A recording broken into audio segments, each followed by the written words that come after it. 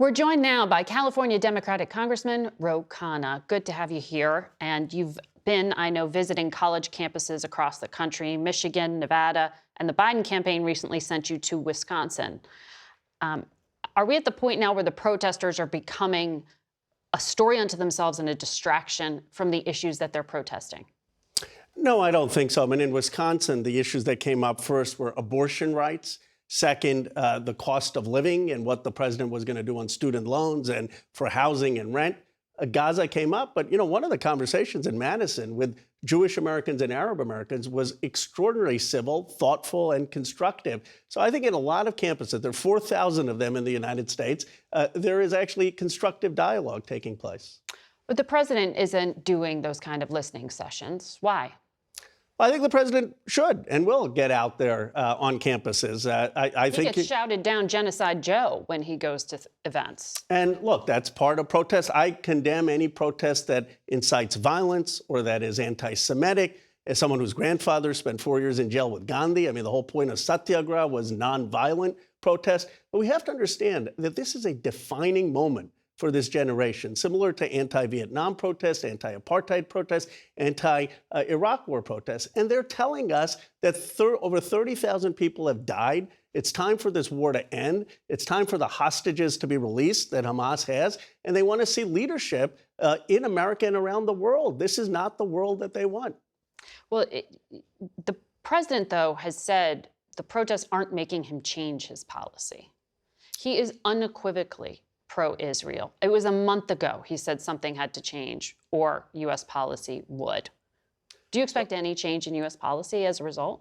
I do, and I slightly disagree. I think the protests and the larger movement have had the president change. I mean, you look at the president now talking about some of the consequences that could have on Netanyahu, the Erez Canal, the Erez opening open. The United States didn't veto the ceasefire resolution in the United Nations after 3 attempts. And then said it was non-binding. It said non-binding, but at least, look, everyone from the president on down is aware that young people are upset at what's going on in the Middle East. And I do think it's had an awakening in Washington that this war has to end, that too many people are dying. And if you look at the president's language, it's certainly shifted over the last 6 months. Now, some of us want there to be consequences. Right. And this week, we know there's this May 8th deadline for the administration to provide a report about whether Israel and other recipients of U.S. military aid are using those weapons in accordance with law and whether or not they are blocking humanitarian aid.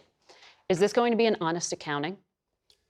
I hope so. There's an independent task force that has issued the report as well. And already. They're trying to pre-butt what the administration may put out, because they are pretty clear in that non-government report that they do think there are violations. Yes, and let's be nuanced about what the report says, because it's actually very thoughtful. They say, look, the Hamas attacks on October 7th were brutal, unjustified.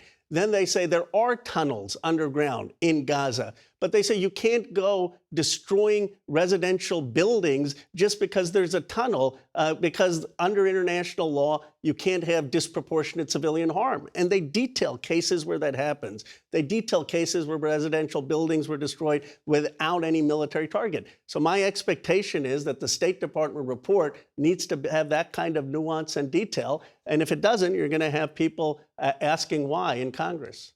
So while you were talking about very specific policy changes for very specific allegations, you also see at some of these protests things that are mixed in there, either outside agitators or extreme rhetoric. Your Democratic colleague, Alyssa Slotkin, was just tweeting about this protest at GW University. She said there were individuals shouting guillotine, guillotine, and having a mock trial of school administrators. She says that creates a climate of fear for Jewish students. What's being lost here in the conversation?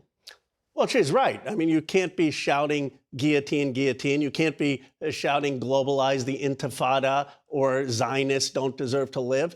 What's being lost is that those few protesters who are inciting violence or engaging in that kind of anti-Semitism are diminishing the thousands of young people who simply want the war to end. And I guess I would say look to John Lewis or Dr. King. They, in their protests, were above reproach. If some individual engaged in bigotry, they call them out first and loudly. So I'm proud of a lot of the young people who want to end the war.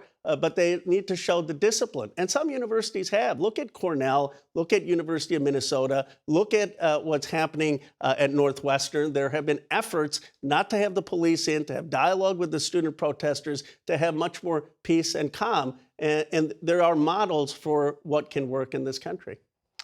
Congressman, it's always interesting to hear from you. Thank you, Margaret. Thank you for telling us what you're seeing out there on college campuses.